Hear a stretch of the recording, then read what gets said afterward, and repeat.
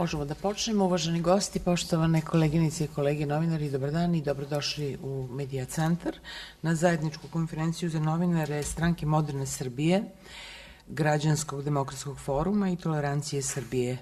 Iz najave Medija centra ste videli da će danas biti predstavljen zajednički predlog rešavanja pitanja Kosova kao ideja zasnovana na realnosti, a koja može da obezbedi miran razvoj Srbiji i Kosovu. Vaši sagovornici ovim povodom biće predsednik Građanskog demokratskog foruma, gospodin Aleksandar Olenik i gospodin Aleksandar Stevanović, kao predsednik Stranke moderne Srbije.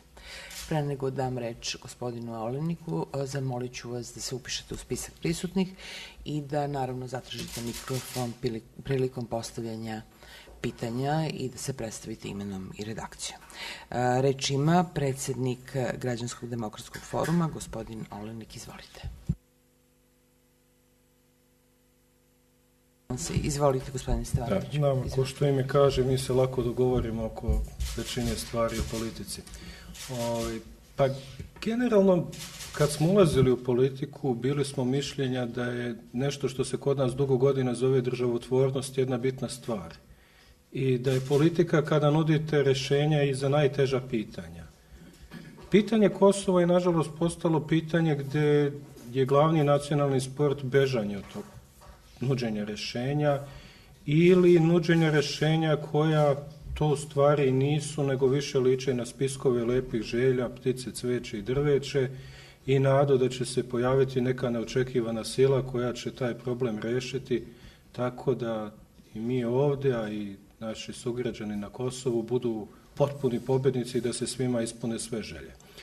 Naravno, realni život je dosta drugačiji. Ono što je danas činjenica je da Srbija kao država rešavanje problema koji postoji decenijama i decenijama rešava tako što pleše na vrhu čijode i tako što jednostavno manevarskog prostora nema previše i da iz onoga što imamo trebamo znati na što se usredsređujemo, šta je ono što jeste uspeh i šta je ono što želimo postići, a ne da nudimo, opet ponavljam, nešto što se u ovoj konstelaciji snaga u svetu, u regionu, u Srbiji, u susedstvu jednostavno neće desiti. Mi smo ponudili neke stvari koje jesu, kako da kažem, preduslovi da svako društvo bude uređeno društvo. I kada smo govorili kako bi trebalo da izgleda Kosovo u budućnosti, pošto oko toga se vode pregovore, kakvo Kosovo će biti kada se pregovori završe, mi smo se pozvali na ono što jesu osnovne vrednosti civilizovanog sveta, osnovne vrednosti naše evropske kuće, koje su nesporne, počevši od identitetskih pitanja, privatnog vlasništva, multijezičnosti i sličnih stvari. Mnoge od tih stvari su već sadržane u osnovnim aktima na Kosovu. Ono što smo mi ponudili kao dve stvari za koje ja tvrdim da jesu razlika, pošto ne možete za problem koji je jako star ponuditi nešto novo. U politici kad imate baš jako nove i potpuno drugačije ideje, velika je šansa da to u stvari nisu ideje, nego da je to isto jedna velika tlapnja, maštarija. Mi smo rekli da je naš cilj oduvek bio da mi Kosovo budemo pod jednim krovnim poretkom, da imamo zajedničku monetu, da imamo zajedničko tržište, da granice nema između Srbije i Kosova koja danas postoji, da nema carine, da postoje poštovanja svih manjina, većina, da se ljudi slobodno nastanjuju, slobodno započinju biznis. U nekoj drugačijoj Evropi pre 100 godina mi ne bismo imali mogućnost da to ostvarimo. Ono što je dobra stvar Srbije između druge i treće decenije 21. veka je što mi to možemo da dobijemo. Ali ne možemo dobiti kao što smo godinama maštali. Ali ono što to je činjenica je da mi to možemo dobiti u našoj velikoj evropskoj kući. Srbija će sigurno pre Kosova ući u Evropsku uniju, osim ako ne budemo bili potpuni diletanti u politici. Nije isključeno da se to desi, ali verovatnoća je zaista mala. Jako bi bilo loše. Onog momenta kada bismo mi bili u Evropskoj uniji, mi bismo imali efektivan mehanizam do ulaska Kosova u Evropsku uniju da se na Kosovu desi ono što je u najboljem interesu kako Srbije, tako regiona, tako Evrope, a to je da na Kosovu postoji jedna država koja je uređena, koja je dobra svima i koja funkcioniše u svim segmentima. Jednostavno, iako bi u jednom momentu došlo do toga što mi predviđamo ovdje da Srbija prenese suverenitet, ponavljam, ne prizna, nego prenese suverenitet na Kosovu, mi bismo u suštini imali veći uticaj nego što smo ikada imali u našoj istoriji na Kosovu. Imali bismo mehanizme da taj uticaj ne bude ostvarivan kroz silu, kroz ružne stvari. Također, ja se nadam, pošto verujem da i tamo ima razumnih ljudi, da i oni vide da je to njihov najbolji interes. Stoga mislimo da je ovo što smo mi iznijeli u našem planu jeste način kako možemo doći do onoga što je preduslov da se i dugoročno pomirimo i da u nekoj budućoj perspektivi na Kosovu zaista dobijemo Boru i Ramiza, ali koji se nisu ujedinili u otporu potpunom bezumlju, nego su se ujedinili u tome da zajedno naprave neke pare i da njihovi životi budu jako lepi, bez to potrebe da im bilo koja vojna sila nameće ovakav ili onakav vid života. I to je ono što ovaj predlog razlikuje, a to je što kaže postoji mehanizam je tu, a na nama je da iskoristimo ono najbolje iz evropskih integracija koje su ovdje već otpočele i desit će se naravno i na Kosovu, pošto nedovršena država nije nešto što je interes bilo koga u Evropi. Još jedna stvar na koju ću se ja osvrnuti, a imate ostatak i u cijelom tom predlogu, je jedna druga stvar. Jako se malo govori o nejednakopravnosti građana Srbije. U ovom momentu vi imate građane Srbije, barem sa stanovišta našeg pravnog poretka, građane koji su potpuno lojalni našoj zemlji, a koji ne mogu da putuju bezviznom režimu. I mi kao država ih konstantno diskriminišemo izdajući im KS pasoše. Također, postoje mnogi naši građani koji ne mogu da ostvare osnovna prava jer ih naš zakon, samo zbog toga što su rođeni na Kosovu, ne prepoznaje kao građane Srbije i imaju velike muke i da ostvare svoja prava, reći uglavnom o ljudima koji su se rodili u inostranstvu, a jesu državljani Srbije, i o ljudima koji su se recimo iselili u nekim ranijim godinama i koji jednostavno imaju tantalove muke. Također, naši građani ne mogu slobodno da se kreću ako imaju prijavljeno prebivalište na Kosovu, nego trebaju da prođu kroz 6 mjeseci provjera u MUP-u uz vrlo nesigurno izvjesnost da će im preseljenje biti odobreno. Na taj način mi u stvari ne tretiramo jednako sve svoje građane. Kako imamo jedan proces koji ide svojim tokom, a to se zove pravno obavezujući sporazum o Kosovu, ono što je potrebno je da naša Skupština ima jednu deklaraciju koja bi imala pravnu snagu. Ja naravno sam ipak pravni laik, a moj kolega Imenjak će možda to i bolje moći da definiše ako bude bilo određenih pravnih nejasnoća, je da i kada se postigne pravno obavezujući sporazum o Kosovu, ljudi koji su Srbi i nealbanci iz Kosova ne smiju izgubiti prava koja danas imaju. Pravo na pasoš, pravo na naše državljanstvo i sva ostala prava koja iz toga proističu. I to je jedna od stvari koja danas stvara veliku zabrinutost našoj zajednici. I konačno, i time ću dati šlagvort za mog kolegu, mi mislimo da je rješenje koje se zasniva na Briselskom sporazumu superiorno. Jer mi i dalje pretendujemo da imamo utjecaj na cijeloj teritoriji Kosova, ali ono što smo sigurni je da je odsustvo rješenja i održavanja nečega što je popularno nazvano zamrznuti konflikt, ja bih rekao zamrznuta budućnost, jer neće biti pušaka na Kosovu, to je sigurno. Ali će biti izgubljene budućnosti kako za Srbe, tako i za Albance, kako za Srbiju, tako i za zemlje koje su tangirane kosovskim pitanjem. Jednostavno smatramo da će razumno podržati bilo koje održivo rješenje, pa makar bilo i razgraničenje, iako nam neće biti drago zbog toga, jer mislimo da je Briselski sporazum i sve ono što iz njega proizilazi mnogo bolje. Ali ono što iza čega stojimo je da je najgora stvar da do rješenja ne dođe i da imamo izgubljene godine uz gotovo potpunu izvesnost da se podjela karata u svjetskoj politici neće desiti, da bude drugačija, da ide, kako da kažem, u interesu nekakvog drugačijeg promišljanja, i da je u stvari ono što je naša poruka, rešenje treba podržati, jer bez rešenja dugoročno ćemo biti svi gubitnici. Hvala gospodine Stevanoviću. Reč ima gospodin Olenik, izvolite. Hvala, dobar dan. Poštovane dame i gospodo, dragi prijatelji, ja ću biti malo konkretniji.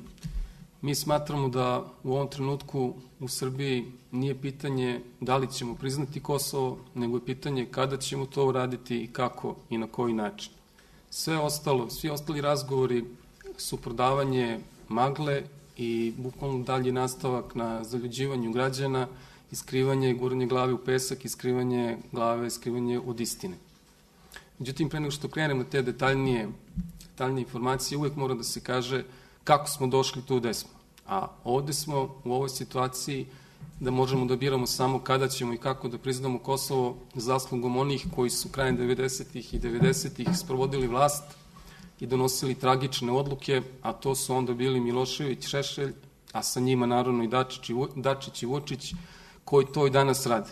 Istina, onda su to radili otvoreno, to im je bilo politika, danas to rade malo skrivenije, nazivaju sebe evropejcima, ali od toga nema ništa, oni dalje sprovode istu politiku.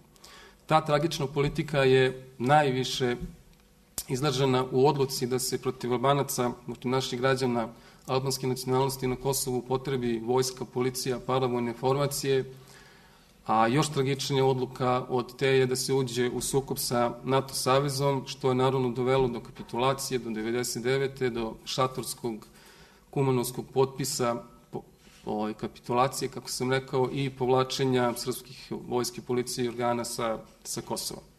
Te 99. Kosovo postalo faktički nezavisno, a Briselskim sporazumom je ta faktička nezavisnost dopunjena i jednim većim pravnim delom nezavisnosti, koji istina još uvek nije sav, ali u ovom trenutku Kosovo je faktički de facto nezavisno i to najvećom zaslugom ondašnje vlasti, a i ove koja sada sprovodi tu istu politiku, i Briselskim sporazumom koji je negde do 50% otprilike dao i tu neku vrstu pravnih elemenata nezavisnosti. Kad već pominjamo taj Briselski sporazum, moramo da kažemo da je to jedna jedina dobra stvar koju je Vučić uradio u celoj svojoj političkoj karijeri. Mislim, nije on potpisao, ali on ga je politički doneo. Sve ostalo što je radio pre toga, a i nakon toga, je samo na štetu Srbije. Ovaj sporazum briselski je jedino dobro što je uradio i taj deo pravni kojim je nadgradio, ajde da kažemo, tu nezavisnost koja je već postojala u tom trenutku. Sada smo mi tu, u ovoj situaciji, kako sam rekao, da možemo samo da biramo kada i na koji način ćemo da završimo taj proces. Mi smo u ovom našem predlogu koji smo vam dostavili neposredno pred konferenciju odabrali dva načina, dva metoda.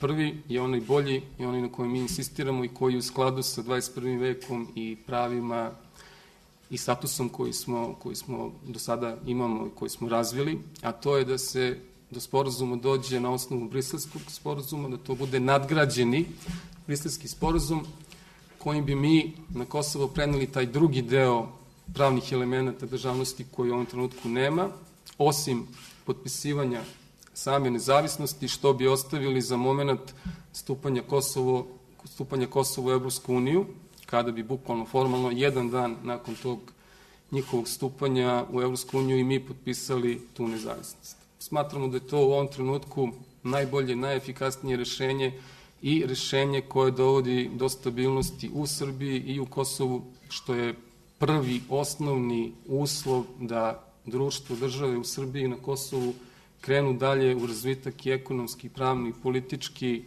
i na svim ostalim sferama, naravno, a sve pod jednom konstrukcijom krovnom i pravnom Evropske unije.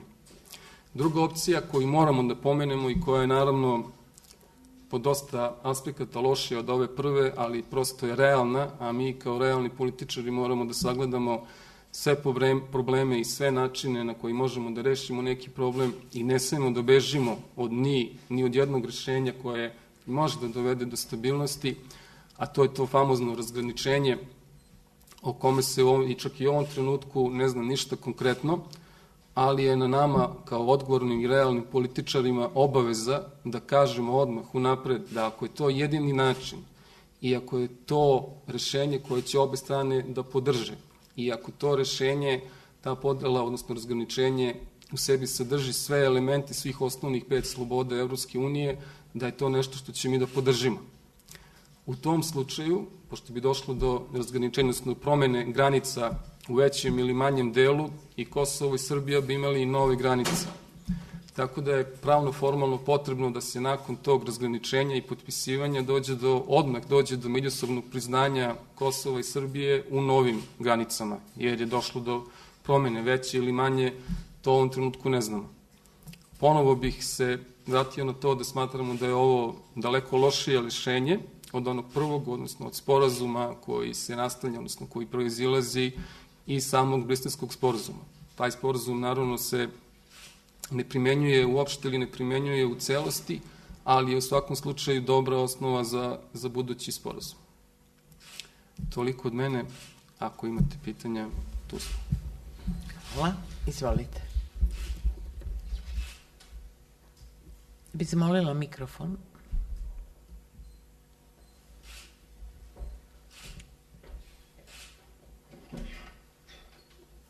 Izvolite, da li ima pitanja?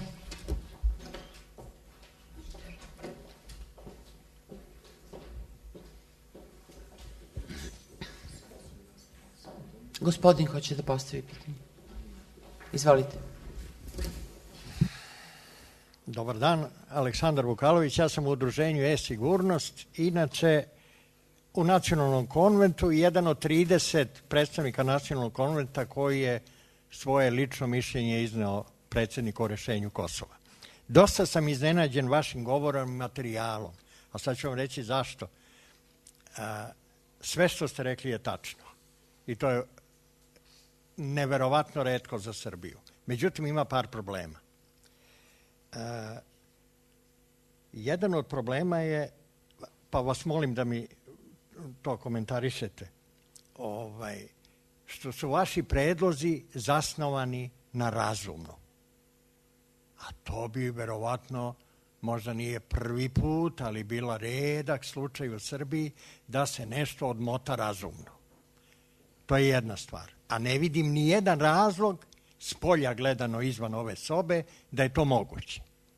Druga stvar je, u vašem prvi govornik, gospodin Stevanović, je izneo da u svom govoru članstva u Evropskoj uniji i Srbiji da se to podrazumeva i da će biti možda ne brzo, ali kad tad.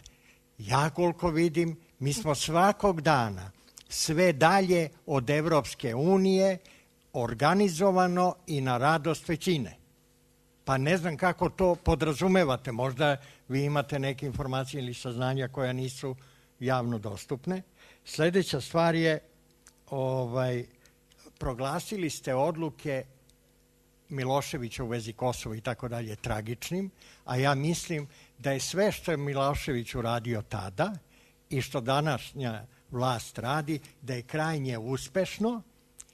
Sad, samo moment, zato što niste u tekstu naveli razloge toga šta su radili. Tačno je da ste opisali šta su radili, ali do sada skoro nikada niko nije rekao zašto je to rađeno, pa je teško definisati lek, odnosno terapiju, ako ne znate šta je bolest. I zadnja stvar, kod razgraničenja, svi podrazumevaju, ja ću malo ovako domaćinski jezik, da će se ćapiti nešto od Kosova. A šta ako to podrazumeva i da se sa tim paralelno ćapi nešto i sa teritorije današnje Srbije kao neki kompromis. Znači, taj prostor je ostao potpuno prazan, ne danas, nego uopšte. Možda sem par izuzetaka i to je to. A ja se ne usuđujem da kažem šta je bio cilj koji je i ostao. Hvala. Hvala.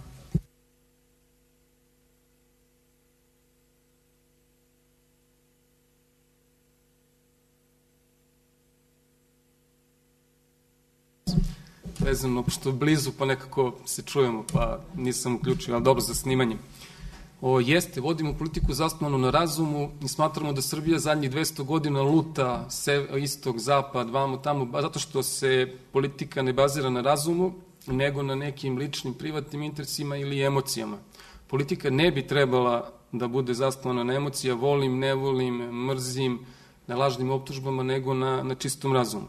Da bi počeli da se bavimo politikom kao društvo i kao država na razumu, neko to mora da uradi. Neko mora da uradi prvi korak i da kaže, aj sad dosta više iluzija, mitova, megalomanije, nego da pogledamo istinu u oči realno onako kako stoji, pa da onda sagledavajući tu istinu pokušamo da uradimo nešto. To jeste teško, a mi se jesmo dobrovoljno, ajde da kažem, prijavili za taj posao i radimo ga već duže vreme. Da li ćemo uspeti ili nećemo, to ne znam, ali da ćemo probati dati sve od sebe, to sigurno. Što se tiče tragične Miloševićeve politike, ona može da se definiše, kako sam ja rekao malo pre, može da i preciznije. Rešavanje albanskog pitanja na teritoriji Republike Srbije upotrebom oružja je uvek loše, zato što smo mi tu bili jačili su vojsku, policiju, a oni su imali većinu i imaju sada većinu na teritoriji Kosova. Znači, ta odluka da se ne rešavamo političkim metodama, dogovorima, pregovorima, gde smo sad došli opet na isto, to je tragična odluka. Isto ovo što smo sad, gde smo sad i ovo što imamo sad, mogli smo da imamo i pre 30 godina. Nismo morali da ratujemo, nismo morali da upotrebljamo vojsku i policiju protiv u tom trenutku u startu nenaoružanih građana naše države sa istim pravima koje imaju i ostali. I to je ta tragika koju smo mi doneli. Oni, to jest kosovski Albanci, i sada i onda imaju svoja prava. A mi smo rešili da ta pregovore o njihovim pravima vršimo puškama i tenkovima i tu smo završili i došli smo opet posle 30 godina, na isto mesto smo se vratili, a usput smo poginuli, izginuli, urušili i kao društvo nazadovali, ja mislim, za 200 godina. Što se tiče razgraničenja, u pravu ste, ono podrazumeva pomeranje granica. Kad se granica pomera, ne pomera se samo sa jedne strane. Ako se ode na jednu, onda se menja i druga. One informacije koje mi imamo došlo bi do promene, deo teritorije Republike Srbije bi pripao Kosovu, dok bi deo Kosova pripao, aj tako da kažem, Republici Srbiji, ali to ne bi bilo neke, ajde da kažemo, velikih, u kilometrima velikih pomeranja, zato se koristi eufemizam razgraničenja. Pravno terminološki razgraničenje, kad, ne znam, reka promeni svoj tok, pa onda jedna njiva koja je bila pre na jednoj strani bude umanjena, pode na drugu, pa onda se uradi korekcija. Ovde se taj termin koristi, iako to u principu nije razgraničenje, nego je u stvari razmena teritorija. Zato i naš plan, ovaj drugi, predviđa i međusobno priznanje u novim granicama, jer bi onda i ostali morali da priznaju Srbiju u novim granicama koje bi bile promenjene. Ja sam, naravno, kao i kolege iz koalicije Dogovor, odnosno Stranke moderne Srbije, Tolerancije Srbije i Građansko-demokratskog foruma, protiv tog rešenja, jer je neuporedivo lošije u odnosu na ovo prvo, ali kao realni, razumski, kako ste sami rekli, političari, smatramo da je i to mnogo bolje nego zamrznuti konflikt. Zamrznuti konflikt ne ide nikom na ruku, osim onim koji ga propagiraju, ili samo oni bolje žive. Narodi s jedne i druge strane od tog zamrznutog konflikta imaju samo štete, a oni koji ga propagiraju, fusnote, zvezdice i ostalo, a istovremeno kontrolišu, da kažemo, trgovinu i protok robe i dobara, oni imaju koristi. Toliko od mene. Pa, Srbija je otvorila nekih 17 poglavlja, mislim, zaključno s konferencijom koja će se desiti u junu. Sama pregovaračka poglavlja su dobro napisana, legislativa se usvaja, probleme imamo u primjeni i ne vidim ja da ima velikog entuzijazma u Srbiji, ali ga nema ni na Kosovu. Tako da kako okrenete, mi ćemo pre završiti taj posao i ovako traljavo, iz prostog razloga što u novoj međunarodnoj podeli karata da ostane neki balkanski trbuh na kome bi još neko osim zapadnjaka mogao da ima utjecaj, jednostavno nije realno da se desi. Tako da i ako postanemo članovi, ne nužno 2025. ali u nekom roku koji nije, kako da kažem, daleko svakome osim onima koji recimo sad imaju 18 godina ili 15, nego za svakoga koji je aktivan u Srbiji, mi ćemo postati članica ne zato što smo mi entuzijastični kao društvo, nego zato što jednostavno je to zatvaranje jedne geopolitičke celine. Otuda jedan optimizam koji je protkan jednom dozom, kako da kažem, tuge, što radimo nešto što je dobro za nas, toliko nevoljno. Da, naravno. Izvolite mikrofon. Izvolite. Ja bih pozdravio sve prisutne i osvrnuo bi se na po meni najveći problem Srbije i nas koji živimo ovde. To je zato što smo mi jedini na ovim prostorima, možda i u celom svetu, koji ne znaju svoj interes nacionalni. To je katastrofa za jedan narod. Znate, pitajte Albanca bilo koga, on zna svoj interes. Pitajte Hrvata bilo koga, on zna svoj interes. Pitajte Bugarina, pitajte bilo koga, on zna svoj interes. Jedino Srbin ne zna svoj interes. Mi smo prepušteni stihijama. S koje god strane nas udare, ovi iz zapada, oni bi hteli da mi budemo uz njih. Nude nam NATO, nude nam ovo što se kaže, sve nam nude, šargarepe nam nude, ali i šapomo nas udaraju, svaki dan po glavi nas udaraju. I mi nikako da se opametimo. Oni kažu, ili budite sa nama ljudi, ili idite na drugu stranu. Ovako kao jedno ostrvo, vi ste propali. Kako smo propali? Pa prvo zbog, evo, šta se dešava? Natalitet nam je katastrofa, mi više dece nemamo. 2/3 Srbije je pustinja. Mi smo potpuno urušeni kao država i kao društvo. Mi nemamo uopšte neke ideje sve. Svaka ideja mladog čoveka je da što pre pobegne iz ove države. Jer razumete? O tome se radi. Mi moramo da stanemo jednom i da kažemo ovo je naš nacionalni interes. Ako ne, idemo na drugu stranu. Mi moramo da imamo saveznika koji bi nas štitio, kao svi što imaju okolo. Albanci šta ih briga za briselski sporazum ili za bilo šta drugo. Njih to uopšte ne zanima. Oni su ovako precrtali sve ono što su tamo potpisali. Jesu imali neke posljedice? Nisu. Mogu da rade što? Zašto? Jer imaju saveznika. Hvala lepo. Hvala i vama. Izvolite, da li ima pitanja? Da li se neko od kolega novinara javlja da postavi pitanje? Ako pitanja nema, zahvaljujem se.